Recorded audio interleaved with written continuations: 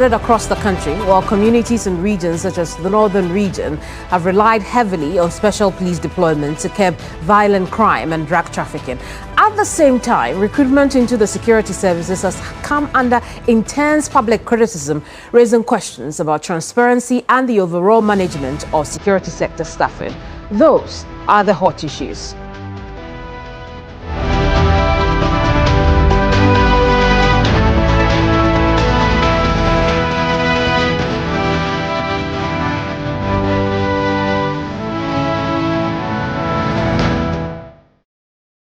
I am Kemeni Amano. In the episode you're about to see, the Interior Minister attempts answers to some of your most pressing questions as I interrogate him on the safety of this country. This is Hot Issues, and my next guest is Muntaka Mohammed Mubarak, the Interior Minister.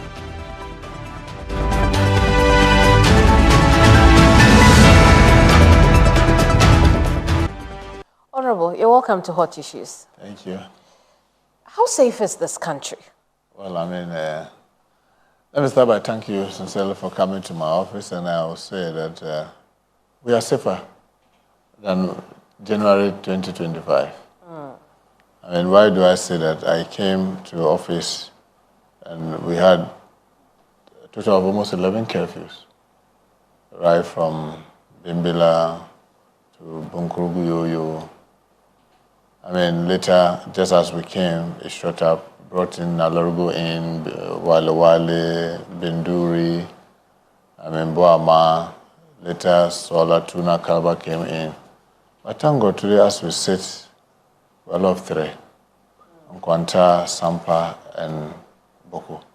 And each of them are from 10 p.m. to 5 a.m.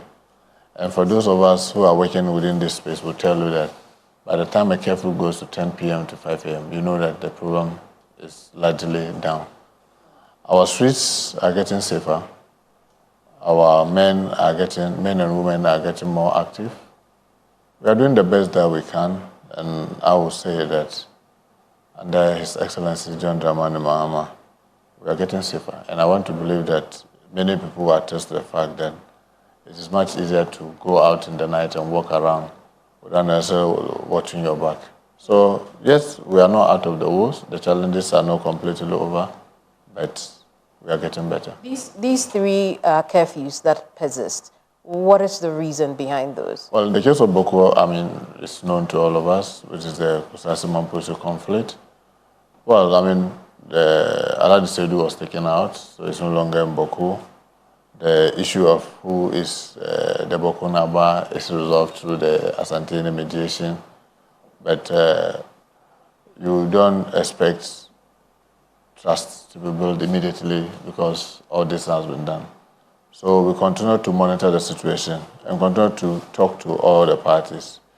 Peace Council is working so hard to see how we can rebuild peace and trust among the people, so that they will coexist hand in hand without necessarily shootings and confronting each other. So largely, I would say that we've been largely successful. What did you do in the other cases that is not working with these three?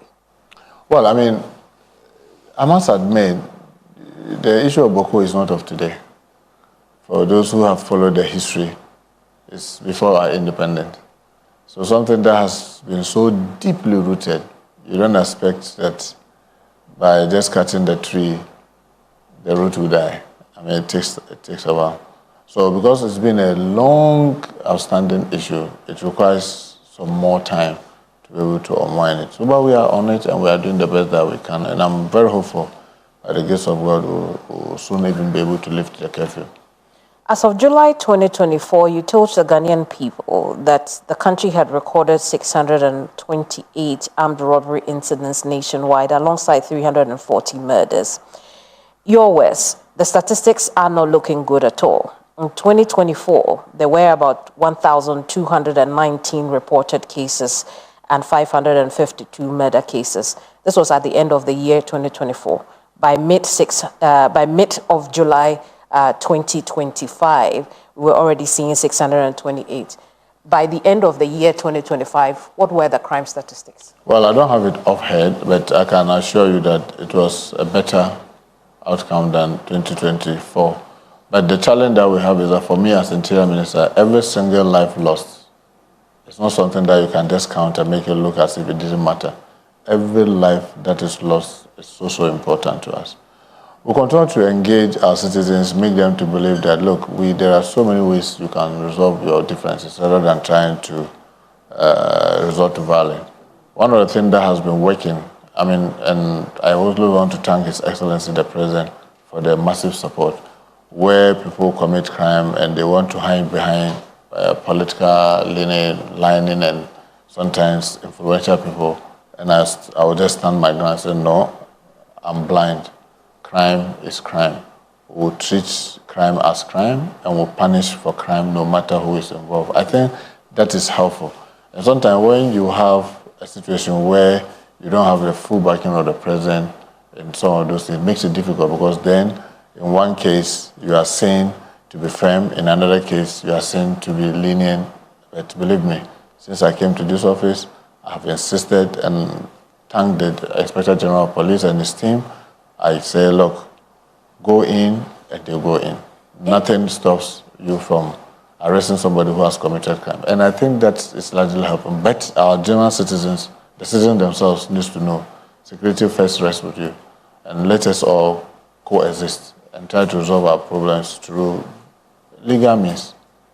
If by middle of 2025 we're already more than half of the the number of robbery cases recorded and murder cases recorded in 2024, it's easy to project that by the end of the year we're either around the same figure or maybe a little higher. How do you explain to the Ghanaian people that you did better? Oh no, let me also state this. When it comes to this crime statistics, I don't want it to be like a league or an issue of we and them. Well, but then it is also what the current administration is doing to protect the Ghanaian people. But the most important thing is that, unfortunately, crime statistics is not like, if last year January it was 15, this year January is 12 or it's 5, then this year is better. Because you don't know what is going to happen in February, you don't know what is going to happen in May, you're not sure what's going to happen in September. What we do is that, especially when we got the statistics, we looked at the numbers and then we tried to beef up our work. And if you recollect, before the middle of the year where we were talking, a number of places we couldn't go because of the nature of conflict, because we didn't even have armored vehicles. And by the grace of God and the help of His Excellency John Dramani Mahama, by the third quarter of last year, we got some 50 armored vehicles that were helping us to go into areas that were, originally very difficult for us to go. If you ask the police or the security people to go, they are concerned about their life because obviously their bodies are not armored, so they are concerned and they were hesitant. Now we had the armored.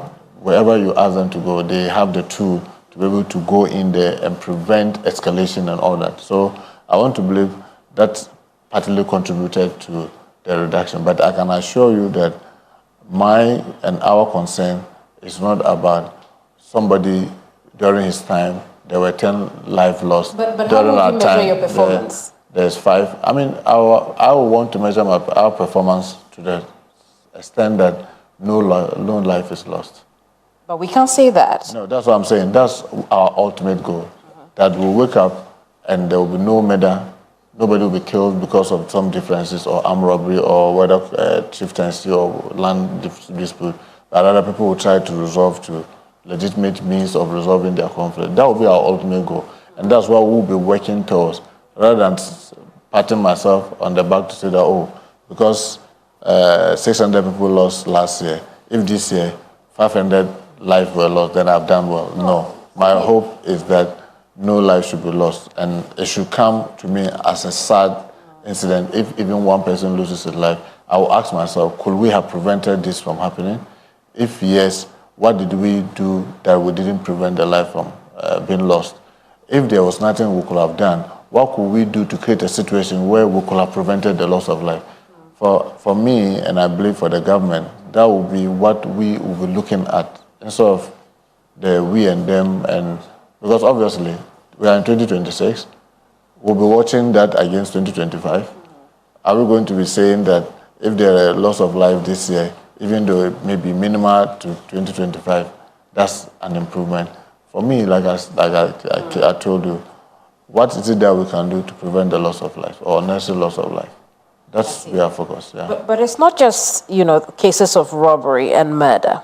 According to the Small Arms Commission, there's been a 253% rise in gun-related violent incidents in the first quarter of 2025 alone, compared with the same quarter in 2024, which means that we've seen an increase since this administration took office. How do we explain that? Well, I mean, you realize that that's partly why we started to bring in about the gun amnesty. Because we realize there are a lot of guns in civilian hands.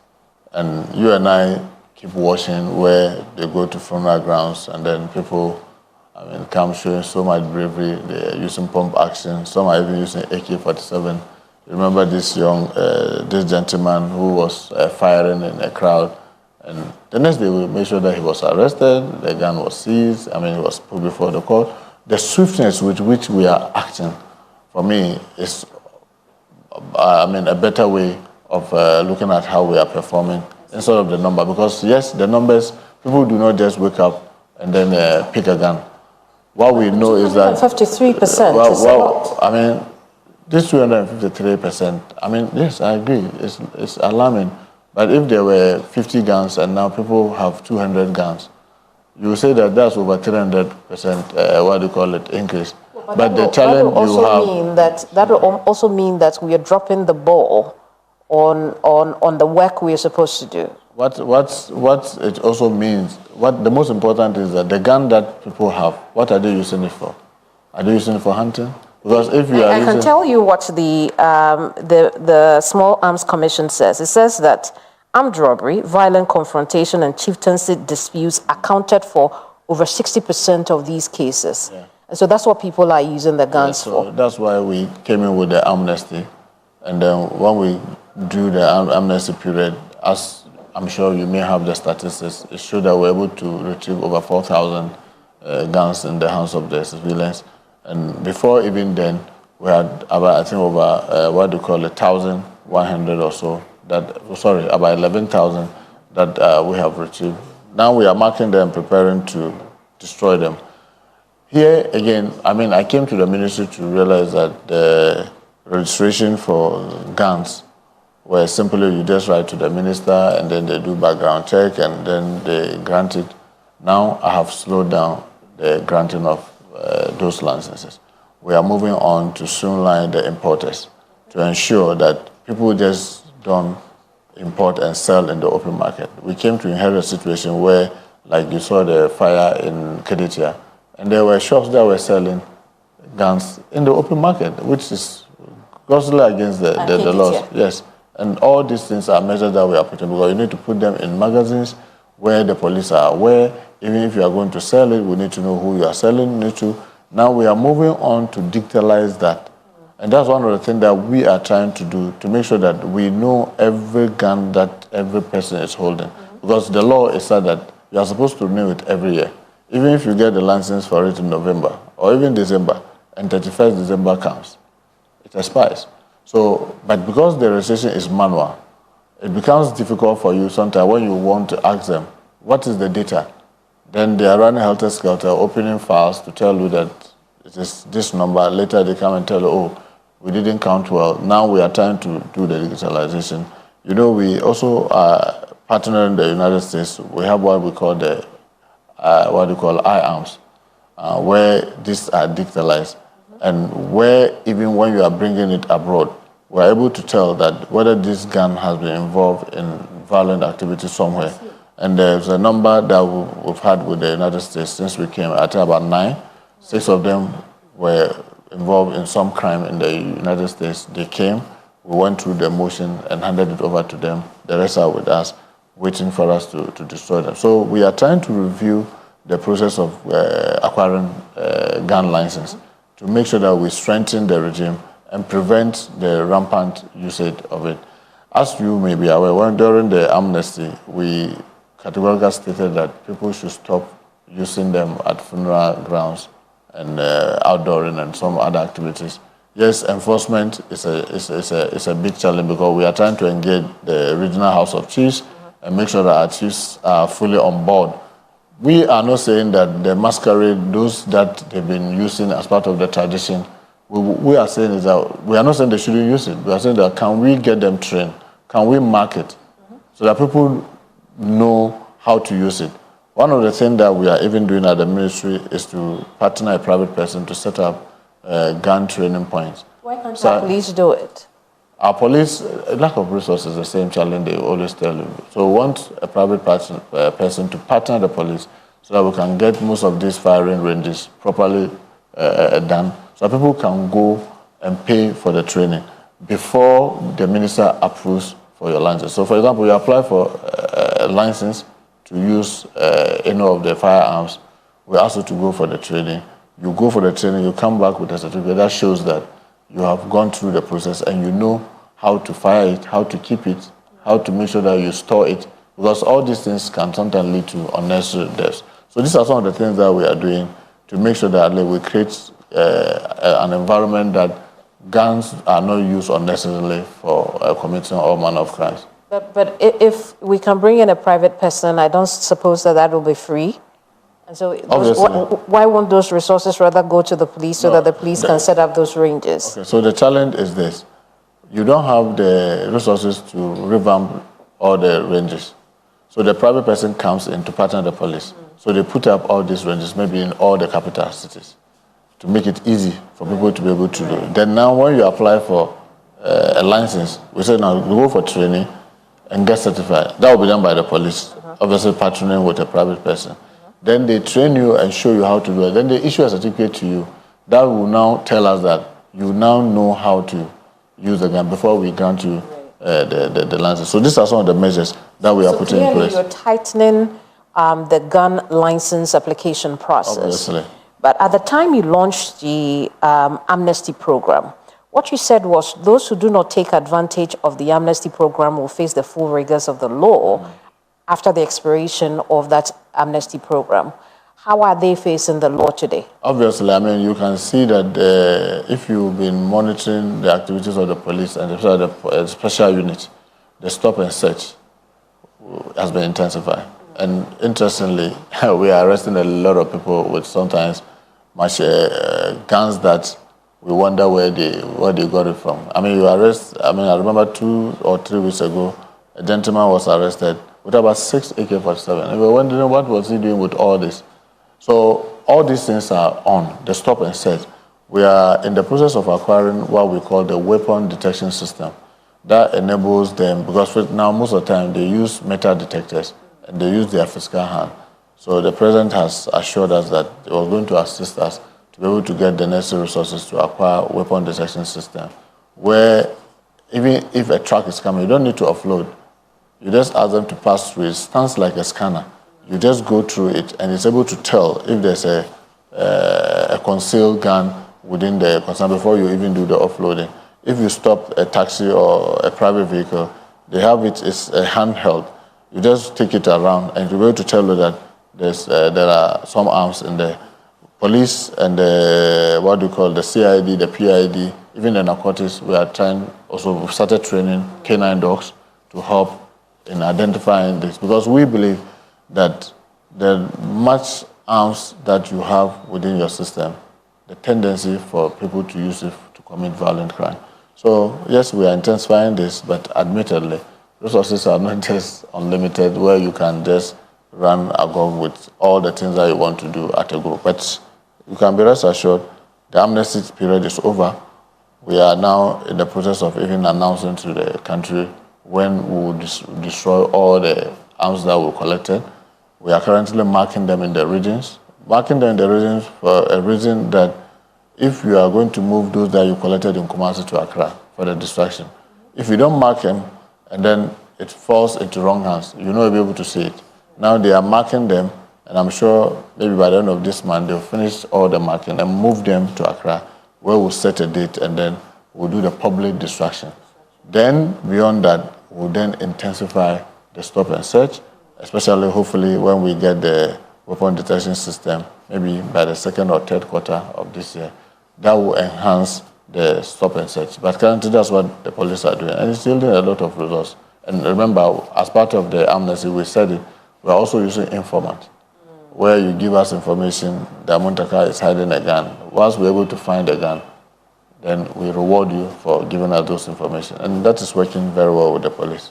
I see. How many informant information have you received since you launched this? Well, that would be too difficult to tell you sitting in the public, but I can assure you that the IGP and the team, even here, sometimes we are here, people come, and then we direct them to the right quarters. And then how many gun licenses have been issued since 2025? Well, I mean, since I came, I have restricted issuance, because especially when we realized that there were too many in the House of Citizens, I said that, look, can we pause and do this amnesty before we continue? So, for example, the whole of the 2025, I don't think the gun licenses that we issue is even up to 10. We've restricted, and there are a lot of applications sitting on my, even today, there was one that came, it's sitting on my desk, because we want to finish the streamlining before we continue. You cannot be within the ants and then be picking those that are on you. So we have slowed down the issue of licenses. I've heard you attribute lack of resources to a number of the issues that you have to deal with.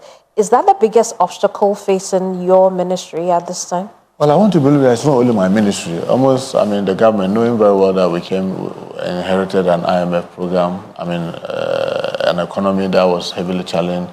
By the grace of God, we are working so hard, and the economy has started responding. Obviously, resources are heavily constrained. One of the things that we have been doing at the ministry to augment the challenge with resources is using private partnership. As we now speak, the Ministry of Interior now has about 18 of our services that we render that have gone digital, no more manual. We are partnering. So there's fees, we've revised the fees and charges, and then we are trying all this that we do. Some of them we are doing with private people. I mean, we have the fire service. We are partnering private people, private organizations to do what we are calling the AFCAS. That's the automated fire,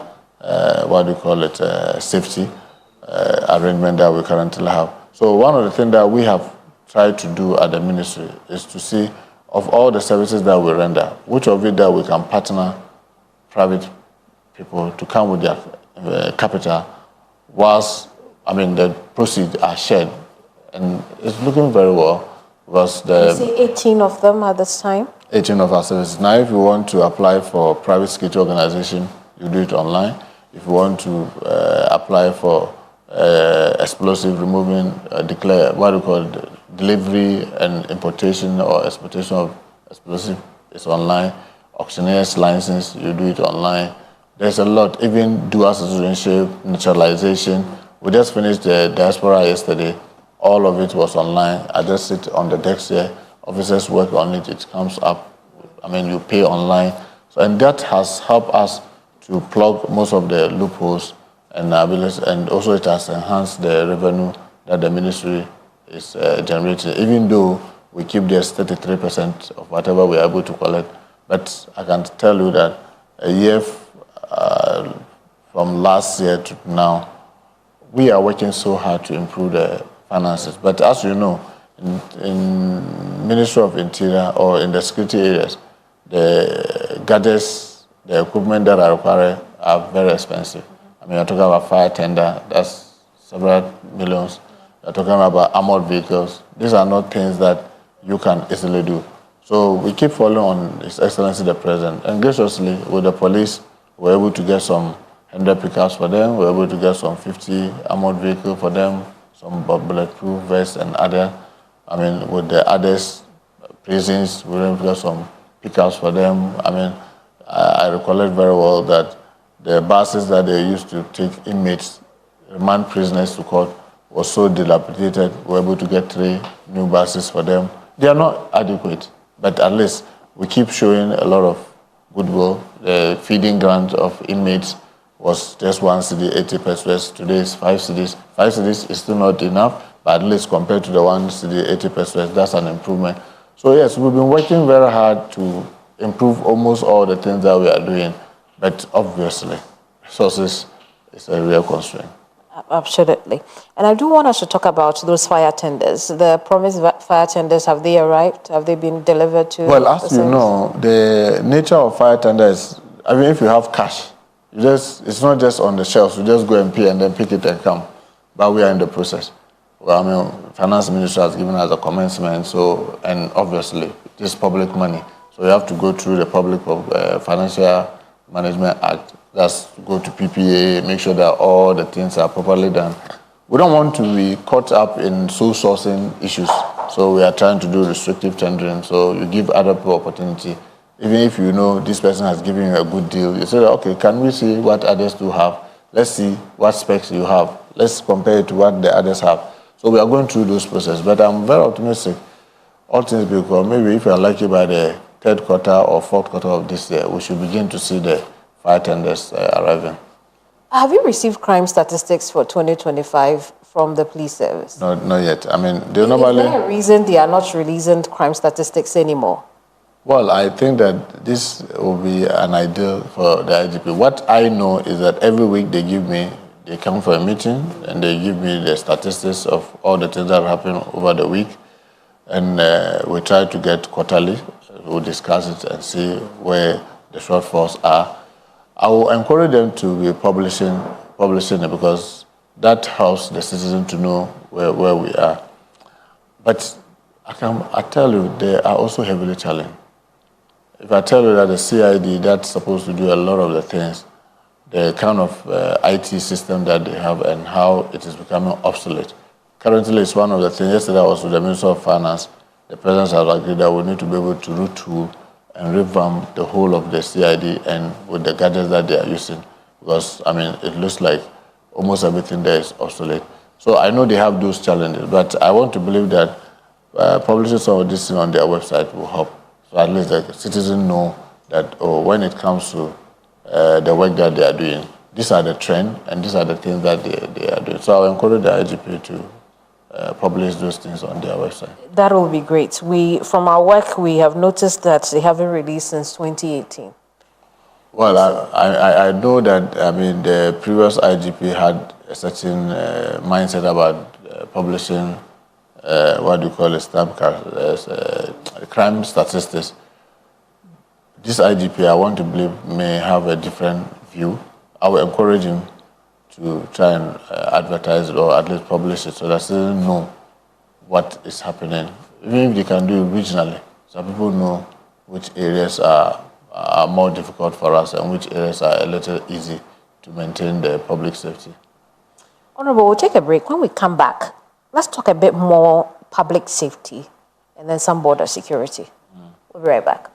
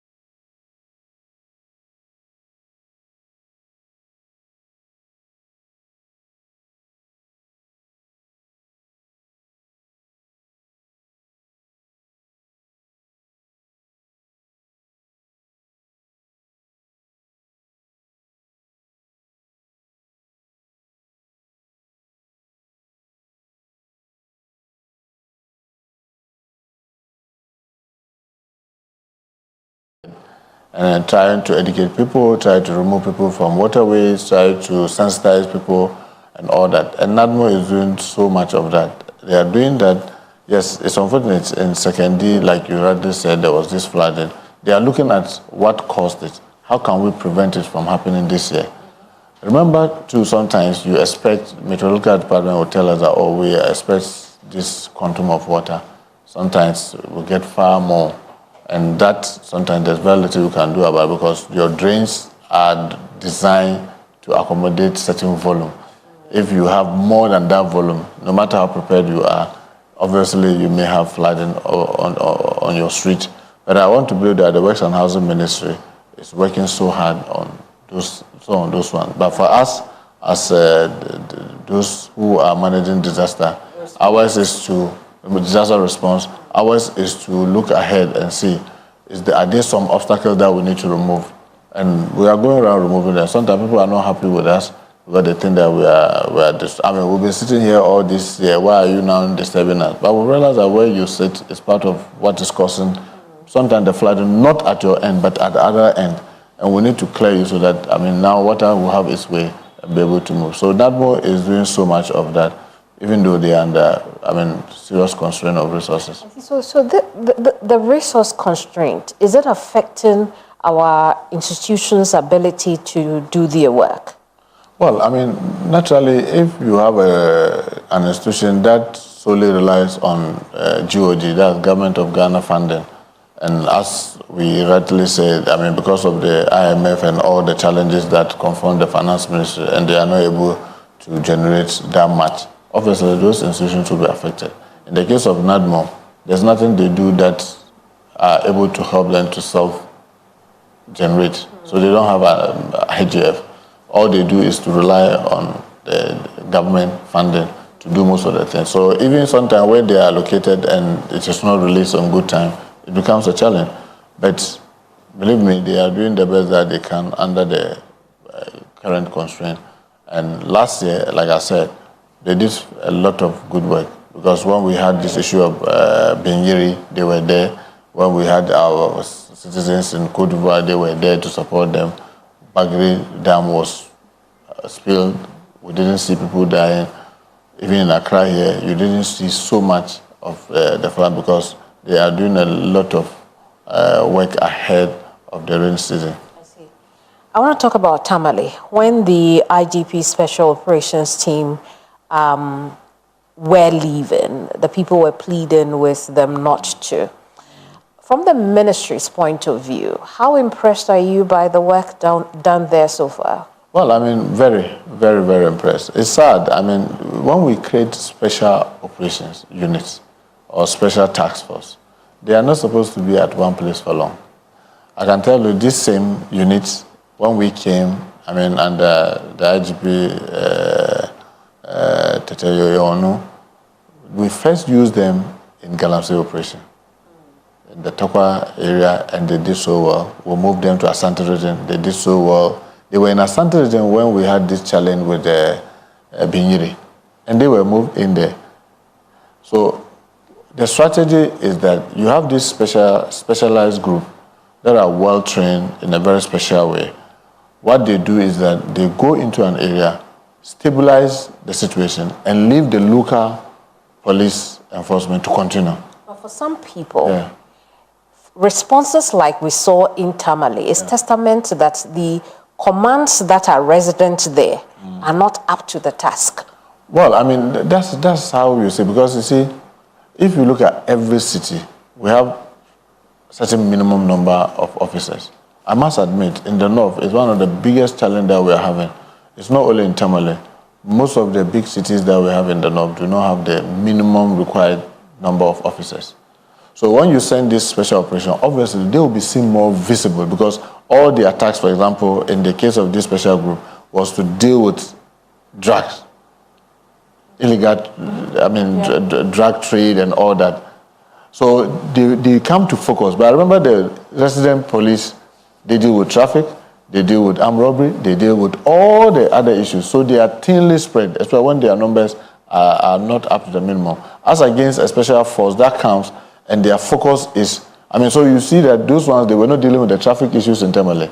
They were not dealing with so many other issues in Tamale. They were rather focused on the drug issues. So now that they have left, we expect those vices to increase. So we expect that they have helped the local police push down the level of crime to a level that they should be able to cope.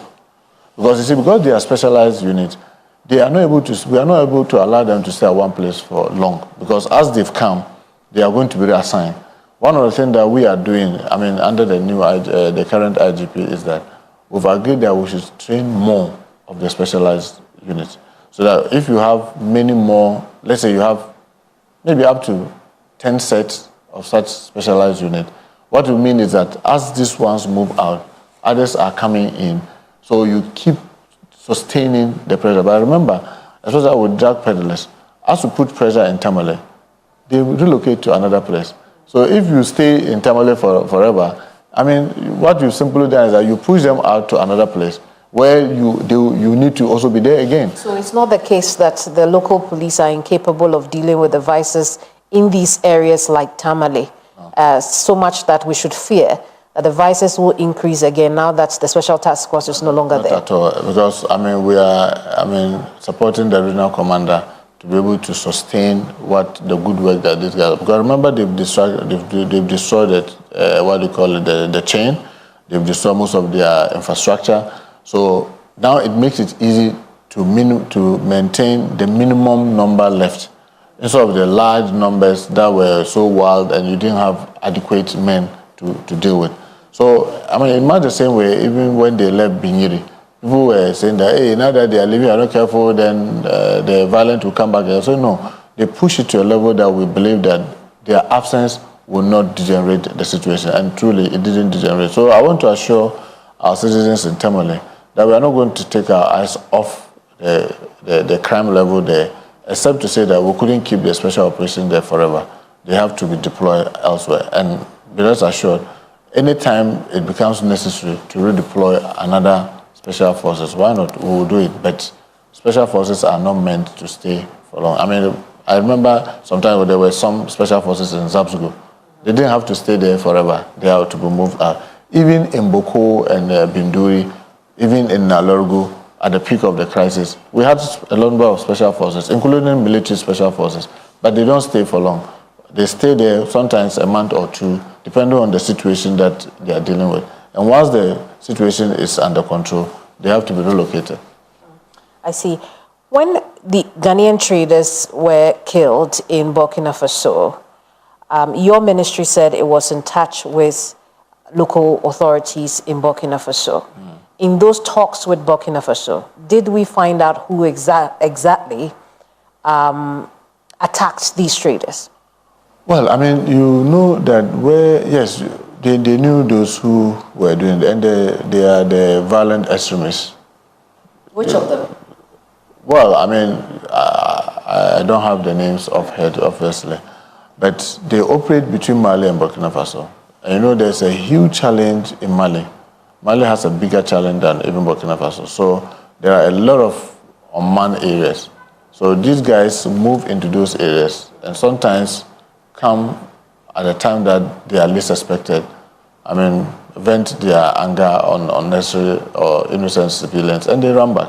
And this particular group were on motorbikes, about 250 of them, and they entered that town, Titao, and started shooting, indiscriminately. Virtually every male they see was a target. And in fact, the Burkina Faso authority did very well, because within 3 to 4 hours, they were able to retake back the city. But even though a lot of people lost their life, because over 300 people lost their life in that city, it's just too unfortunate that our citizens were caught between those fires. And one thing that we are doing is that our immigration have been talking to our traders. And then together with our embassy in Ouagadougou, advising our traders as to the areas that they shouldn't go and where they should go. And in this particular instance, even the women themselves will tell you, they were advised that those areas were not safe. And for a very long period of time, they had not been going there. But they were said that those guys there called to tell them that, oh, well, you stop coming. Now our tomato is cheaper, much cheaper than where you are buying. And I was told that they said that it's about almost 80% cheaper than where they, and they decided that, oh, can we give it a try? Unfortunately, that was the first try, and they went and caught themselves in the fire.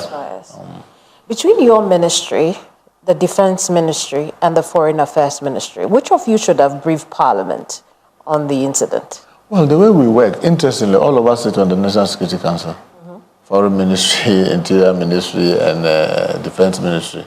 But the interesting thing, as you know, I also supervise the national security. So that makes mine even double. And I want to believe that what we do is complementing each other. Remember that around that time, the Foreign Minister and the President were in Addis, in the AU meeting. So yes, I got the information first through immigration, because immigration were at the borders. So they got the information, I quickly relayed to the Foreign Minister. Can we confirm that with our counterparts in Burkina Faso? I also got in touch with the National Security Minister of Burkina Faso. Initially, he thought that, oh, there were no Ghanaians. We said, no, our intel says that there were Ghanaians. So people will say, who should have been speaking? But the Foreign Minister was in Addis. I was home. And remember, like I said, all of us sit on both the Armed Forces Council. All of us, myself, Defense Minister and Foreign Minister, we all sit on the Armed Forces Council. All of us also sit on the National Security Council. Yes, I was home. We didn't have substantive Defense Minister because the Finance Minister was also busy with finance issue. So stepping in on behalf of all of us, I don't see anything wrong with it. And I want to believe that if something had happened, and even if it had to do with Interior Ministry, and I was abroad, and my colleague, the Foreign Minister or the Defense Minister, steps in, well, I mean, gets my briefing, get my information, I get him the technical guy to support him or her, they should be able to address the public about our security, because all of us work hand in hand. And that's was there an official briefing to Parliament? Yes, we did at the committee. At the committee level. Committee of Intelligence and Defense, and I was there with the defense team, with the Deputy Minister of Defense to brief them. So this confusion around who was the most appropriate person, is that why it took so long? Because we had the minority hammering over and over again that somebody needed to come to Parliament and tell the people's representatives? Well, for me, with the greater respect, I thought that having issued a statement to the whole Ghanaian public, including members of Parliament, having addressed the press a number of times, I mean, spoken on the fine issues, told them what we're doing, was, yes, they needed the fine details. Yes, and when they invited us, I don't think, they said the first date, the day they said, that they were there to brief them. So if they were calling for a briefing, maybe the minority were calling for a briefing, and they had not gotten their majority counterparts who chair the committee to set a date. We don't say, because we've heard on radio that minority is demanding that Parliament should be briefed, we are here to brief you. That's not how Parliament works. You have to be invited and be given time and date to come and do the briefing, and that's when you will go. And when they did, we were there to brief them. Are Ghanaian traders safe going outside this country to its neighboring countries or to its neighbors like Burkina Faso to trade? Why not? I mean, we continue to advise them. Even now, one of the things that we have done from this Ministry of Interior is to task our immigration officers that when they are going, they should get their contact, so that even once they are there, they can keep talking to them.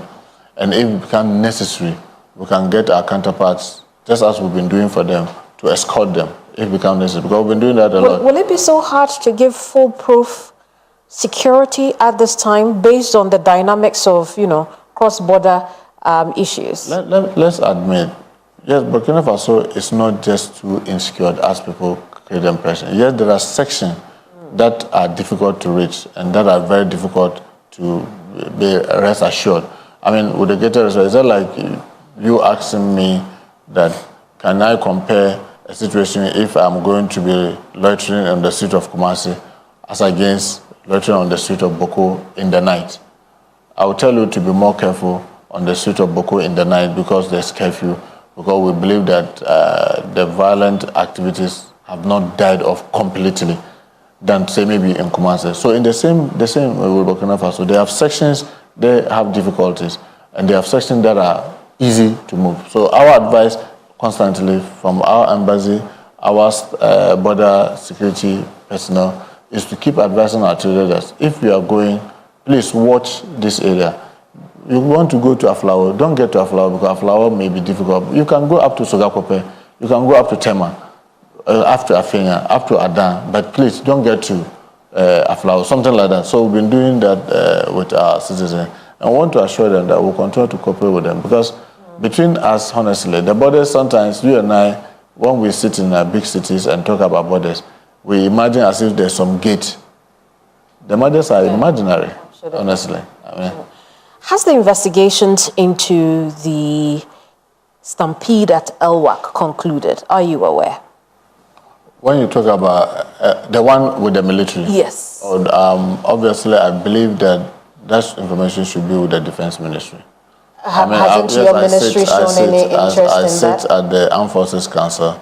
I can't recollect it coming up, but it's something of interest. Why not? I can always find out.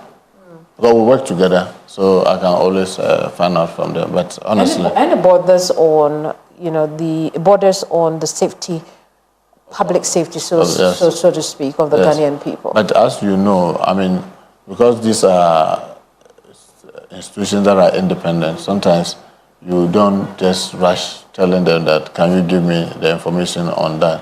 What we did was to use that as a guide when we started our recruitment process, just to make sure that we avoided a situation that they found themselves through. And I want to believe that even subsequent to that, they themselves revised the steps that they were taking and made sure that the rest of the process that they were carrying was very smoothly. I see. I want to talk about issues around recruitment because recently the minority leader has had to apologize to you over certain comments that he had passed. He coming back with that apology. You considered his comments as heavily hurting you. Yeah. So he coming back with that apology. How did that make you feel? Well, I mean, you choose to serve in a public office, and it comes with its challenges. And sometimes these are some of the things that comes your way. I've been a member of parliament for over 2 decades, so I know this very well. And yes, I believe that it was not necessary because this is somebody that we have all served in leadership before, and I was just a phone call away. Even if not call, as minority leader, he has every right to write demanding explanation about certain issues that he wasn't sure. He could do it 2 ways, by asking parliamentary questions where I have to come and answer, or writing to request that information directly from me, which I must give him because the minority leader or a member of parliament. Or if you had come to say that, look, bro, I've heard about this, I want to have a conversation. Can I see any evidence that this didn't happen? Is there any evidence that you went through the right procedures? I've heard about that. Those things could be done. But I don't know why he chose to do what he did. But once he apologized, once he's done that, I mean, knowing the rules of the house very well, I mean, remember that I've been in the leadership for long, I know the rules. Knowing the rules of the house very well, it disenable you because the worst will happen, you will go to privileges and you come after swearing and say that, look, I'm sorry, I didn't get my facts right, I want to apologize and withdraw my, retract the statement. But that will have ended it. You have 18 private partners. Why do you think TribeNet is the one that stuck out for him to use as a case in Parliament? Well, I think this question he would best answer by himself. But the interesting thing is that for me, frankly speaking, we wanted a solution. And a number of them, I think about 4 of them also came to do a presentation. And we saw the answer in the TribeNet. And then we didn't just stop there. We wrote to PPA saying that, look, we've shortlisted these 3. We want to go through the process so that we can. I mean, they granted it. We came, all the agencies, prison, police, immigration, fire, individually signed with TribeNet. And then, believe me, so far, they've done so. I mean, I remember in some of our discussion, there was concern that, look, they've done this in the past, but they did it individually. Now that we are centralizing it, wouldn't the data be too huge so that it may crash? If it crashes, what's going to happen? Thank God they've done it so excellently. And I mean, this is a Ghanaian company, I mean, led by young people. Frankly speaking, when I met them. I saw that this is the future of our country. I mean, fully owned Ghanaian, and we are even thinking that with what they've done, there are a lot more we can do with them at the ministry, because, I mean, you won't believe it, currently we don't have a digital system to manage the inmates in prison. The HRs for most of our services are still manual. There's a lot they can do, so especially they are fully true that the aptitude test is AI managed. No, it's not true. It's not true that we sidestep leadership of the security institutions. No, that's not true. Because see, what we do is that, and when we came, remember there was some recruits in training, and then there was this hula balloon, and then we set up a committee. The committee came and recommended that, look, they realized that one of the big gap is that the ministry is not playing its oversight effectively. So in this particular instance, we decided to play our oversight very effectively. But believe me, the HR of each of the institutions are fully in charge. Any state process that we are carrying, they are fully in charge. These questions that they were talking about, each of the services provided questions into the pool. But you see, when you go in, it comes random. But all of them pull questions into what it is. And the process is ongoing. And I can assure you that one of the things that I'm happy about, that I'm sure you and I have been in this country for a very long period of time, I've never had this kind of recruitment going on without hearing these people have defrauded these people with this money, these people have defrauded that, because the system is very tight. It takes everybody's hands off. It allows the process to be managed without interference. And that's some of the difficulties that everybody has, because in the past, it was easy to do one manipulation or the other. And people think that maybe, why are we just changing from one extreme to another? But I thought that the best that you can do under the given circumstances is to have a system that do not allow so much interference. I see. Why are we introducing a new national security bill when we could just amend Act 1030? Well, I mean, this question has come on the floor of Parliament, and I said that sometimes if you overhaul it, it gives you opportunity to correct all the other things that you might have been passed with the previous one. Yes, Act 1030 was passed not too long ago, and now we have to take it through all this. Yes, someone will say that, if it is about the BNI or NIB, why not call for an amendment? If it's about the function of the minister, why not just call for an amendment? If it is about including narcotics and National Identification Authority at the regional and district, why not just call for an amendment? Look at the number of things I've mentioned to you already. They are becoming too many, so why not just take the opportunity to overhaul it? And that's what we are doing. I see. One of the criticism of the bill, when I read the report, had to do with issues around oversight, not only, oversight of the office, but also oversight of expenditure. There were also issues around too much executive power in terms of the president now appointing the ministry to be in charge of national security. How is, the process taking into account all those criticisms? Well, I mean, if you look at the way National Security Council is set up, in fact, I've always argued that it's in the Constitution in Article 83, set it out to make the President the National Security Minister. Except that the President cannot be walking to Parliament to answer questions or to address public. So that's why he assigned someone to do it. Because everything virtually sits with the President, the way the Constitution has couched it in Article 83.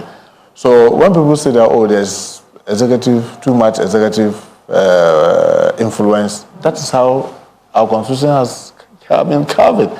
So if we want to change it, then let's change it from there. Because you can't use an act of Parliament to amend the Constitution. That's one of the things that all of us should know. You can't use an act of Parliament to amend the Constitution. And the Constitution in Article 83 is very emphatic. It's the President that chairs it. Except, like I said, you can't get the President to be answering to the media or to go to Parliament to answer questions about national security. So he has to assign someone. But frankly speaking, if you look at the role that the National Security Coordinator plays and a substantive Minister for National Security, you are just setting up conflict. I see. Intelligence spending has been a major source of contest in one court case that is going on now to do with the former intelligence head. How is this new bill ensuring financial oversight of our intelligence agencies? Well, I mean, I really wish there could be a better way to do it than it is now. But believe me, my sister, sometimes you'll be there and something is burning and you need to put it off, not later, but to put it off now. And knowing very well that our public financial management system or act, there's no way you'll be able to put it off now. Because by the time you now go to the procurement, before you do that, I mean, if the thing is consuming, it will have finished consuming everybody. That is why I want to believe all over the world, there's a system that is designed with the security so that for them, we need to put it off now, we put it off now. Meaning, resources must be made available to be able to deal with those incidents. Yes, I agree. Will you say that because of possible abuse, because of possible excesses, you should lose sight of the importance of the ability to deal with the problem when it's happening swiftly? And I'll give you an example. Delicately balance the two. That's why I'm saying that in the act it is there, because yes, they are audited to make sure that at least what they are doing is something that is not, there are not too many excesses. But if we want to restrict the way they operate, believe me, the country will gone. I will give you like a number of examples, maybe just two. When we had this issue of Binyeri, if you were relying on Minister of Interior, the whole place would have finished burning before we get there. Yes, I went to see the Yagbonwura within 2-3 days. Remember, I had to go with the National Security Coordinator. The things that needed to be done, even if Minister of Finance had released money to Minister of Interior, the processes of getting that money to go there will have meant that we won't be there to save the situation. By the time we get there, the problem will have been off. But because the National Security vote was there, we could rely on it to hold the system, deal with the matter swiftly, whilst we were now taking our time to catch up with the mediation committee and what they will be able to do and all that. So let's not lose sight. Even Boko, I mean Binduri, a number of times things happen and you need to move in immediately. You can't. If you go to Minister of Defense, they can't move there immediately. Interior will not be able to move there immediately. So the police and you can't move, because if they have to move, you have to go through the requisition, the processes, but with the national security apparatus, we are able to swiftly move in. So that's why it is there. So yes, I agree with you. Sometimes there can be abuse, there can be excesses, but I always say, auditors that audit that outfit should also be up and doing. Right. Let's settle this. Is the new national security bill a political statement, or there really is need to repeal Act 1030? Obviously, there's a need. Other than that, there's no way we'll have taken it to Parliament. There's a need. If it was just an amendment, I mean, we'll have done it. Amendments are much easier to do, as you know. Why would I go through the drudgery of doing all this if there's no need for it? And simply, when I can just simply go for 2 or 3 amendments. But there's the need to overhaul it, and that's why we are doing it. Honorable, your office occupies a very peculiar position in that you interact with all the other security apparatus of this country. Yeah. With the absence of Defense Minister 8 months on, how is your work, National Security Coordinator, and the Defense Ministry going? Well, I mean, let me say that the acting Defense Minister, who is the Finance Minister, is likely to have a very able deputy who is always there, and you have a very efficient CDS, that's Chief of Defense Staff.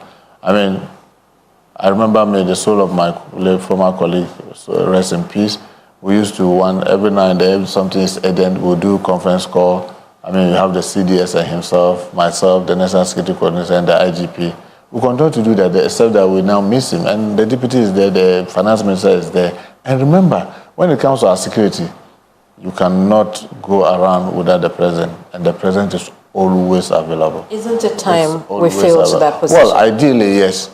And the president, I know, at the right time, he will do the needful. But I can assure you, there's no vacuum, because the president is always available. I remember there was a time I called him in the night. I said, I'm very sorry, I'm calling. He said, no, Muntaka, I'm always available.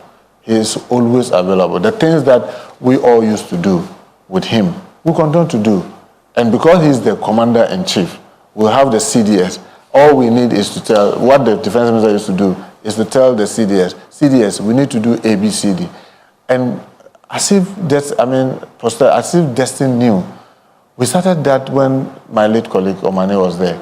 That look, can we be doing the things together? So that at least we can know what is happening. I can know what is happening in defense. They can know what is happening in interior and national security. So we're doing it. And interestingly, we're doing it with the president. So his absence, maybe that is what is making the president think that, oh, there's no need to rush into doing it, because we continue to do this thing. And you won't believe it. The president of our country, so humble to the extent that his ministers will call him and do conference call with him when issue is very critical. So yes, but I know the ideal thing is that everybody expects that you should have a certain defense minister. It gives people more comfort. But I can assure you, we are doing the best that we can under the circumstances. You don't consider there's a lapse in judgment? Oh, no, not at all. But I really wish that the president will get this so that people will stop worrying us about where's your defense minister and where's your defense minister. Because a number of times I had to attend meetings like in the Abuja and others. I mean, on the behalf of the defense minister. But because we're working as a team and we share knowledge and intelligence and what we do, experience and expertise in all our field, you may say that there's no vacuum. But for the sake of the politics of it, I wish that the president nominates or appoints somebody so that people will stop worrying us about when are you going to have a defense minister. Thank you very much for sitting down with us. Most welcome. Honorable Muntaka Mohammed Mubarak is Minister of the Interior for this country. We've been looking at all things public safety, our security agencies, and your safety as well. I'll see you next week with another episode of Hot Issues on Kamini Amala. Bye-bye.